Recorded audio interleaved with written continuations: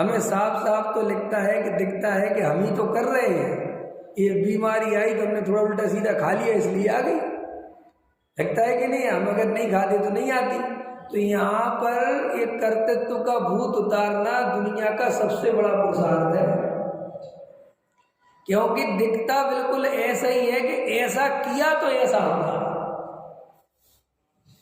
समझ में आया कि नहीं? कर्म का उदय दिखता नहीं, दिखता है कर्म का उदय। मैंने अभी जुकाम हुआ मेरी मान की तरफ, तो ये खाने पीने से नहीं हुआ, वो तो बहुत बाहरी निमित्त है। असली निमित्त तो निमित्त की तरफ से बोल रहा हूं। कौन है?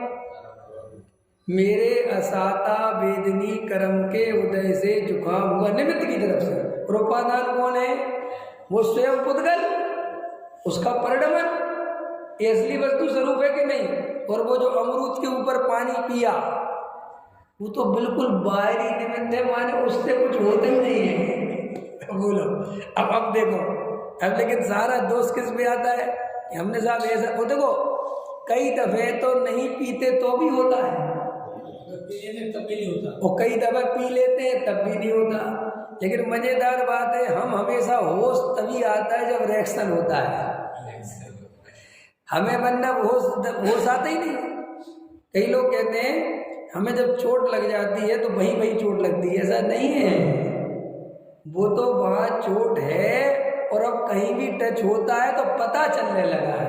टच तो पहले भी हो रहा था, लेकिन पहले चोट नहीं थी तो बेहोशी थी हेलमेट, और अब वहाँ लगी है तो बार बार होश आ रहा। ऐसे 1000 दफे हुआ होगा जब हमने केले के ऊपर अमरूद के ऊपर पानी पी लिया होगा, अथवा ठंडे पानी से नहा लिया होगा। अब भरी ठंड में निकल गए होंगे, बिल्कुल जुकाम नहीं हुआ, लेकिन वो ध्यान नहीं दिया क्योंकि नहीं हुआ तो पता भी नहीं चला। और जब हुआ तो तुरंत सोचने लगते अरे हम कल। और लोग क्या करते हैं, बिना निमित्त खोजे मानते भी नहीं है। अब ये नेचर है ना कि भाई निमित्त खोजो, जबकि वस्तु स्वरूप क्या है?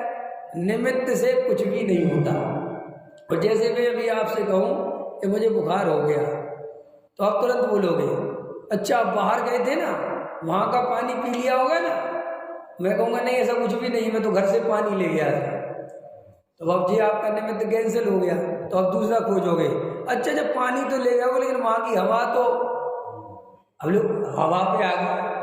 मैंने आप 100% ये कहना चाहते हो कि इसका कोई ना कोई तो करता है। और आपसे मैं ये कहूँ कि मेरे उपादान से जो बीमारी होनी थी वो हुई है, ये बात हमें पचती नहीं है। हमें उपादान पसंद नहीं है। क्यों पसंद नहीं है?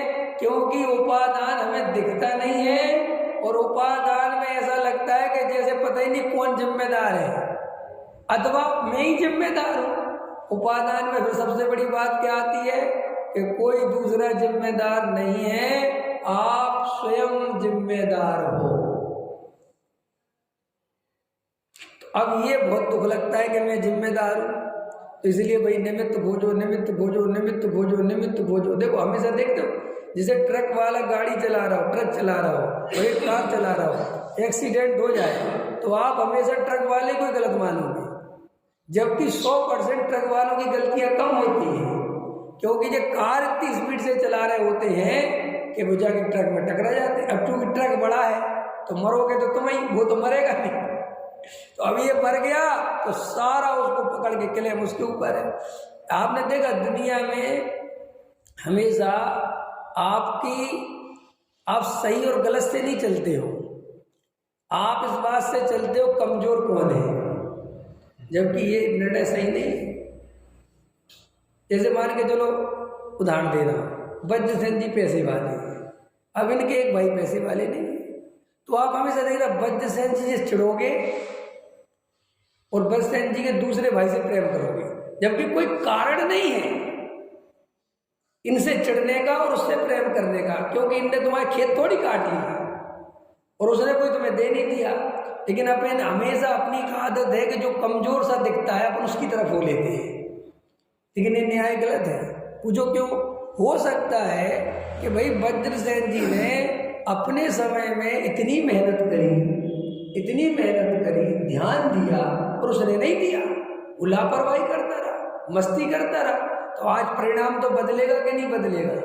चीजें बदलेंगी नहीं। अब लेकिन अपने को आदत क्या है? कमजोर की तरफ। ऐसे अपन क्या है कि जैसे आज अपन कोई दुखी है, तो भाई साहब वो दुखी अपने उपादान और अपने कर्म से है, किसी ने किसी को दुखी किया नहीं है।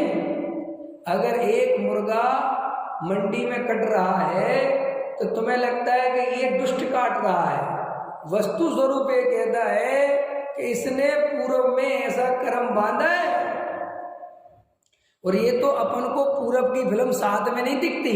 अगर ऐसा चित्र दिखे कि ये मुर्गा और जे इसका पूरब भाव और जे पूरब भाव में किसी को काट रहा है और यहाँ कट रहा है, तो देखो आपको फिर करुणा नहीं आएगी।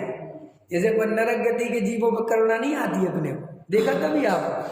ध्यान देखना, आप नरक गति के चित्र देखोगे तो आपको करुणा अपने ही पे आने लगेगी, मुझे पाप नहीं करना। वे जो कट रहे हैं उन पर कुछ नहीं ध्यान जाता, क्योंकि वहां आपको पहले ही बता दिया जाता है नरक माने, नहीं समझे? देखे होंगे आपने, बस ये बहुत वैसी बात है, बताता हूँ मैं आपको, समझो आप। जैसे वो खंबे से लिपटा देते, गर्म खंबे से, तो कहते जे पर स्त्री से लिपटा, इसलिए इसको गर्म खंबे से लिपटाया। तो वो साथ में चित्र लगा रहे ना नीचे कि पर स्त्री सेवन करने का पाप, वो खंबे से लिपटा। तो देखो आपको ये लगता है कि मुझे ध्यान रखना है देखो उसमें करुणा नहीं आ रही उस जीव में, कह रही है विचार कर रहा है उसकी क्या हालत हो रही, ये नहीं आ रही ना, क्योंकि वह नीचे पहले ही लिखा है कि ये। अब लेकिन जो मुर्गा जो कट रहा है मंडी में, इसके नीचे नहीं लिखा। तो तुम अरे बेचारे मुर्गा को काट रहे, देखो तुम्हें कितनी करुणा बह रही, जबकि है तो वही चित्र ये तो असलियत वही कि भाई पूरा इसने भी किया था। अरे भाई प्रकृति में कभी अन्याय नहीं होता, प्रकृति न्याय से बनी है, और जिस दिन प्रकृति में अन्याय होने लगेगा उस दिन ये पृथ्वी नष्ट हो जाएगी। यही तो गजब का स्वरूप है।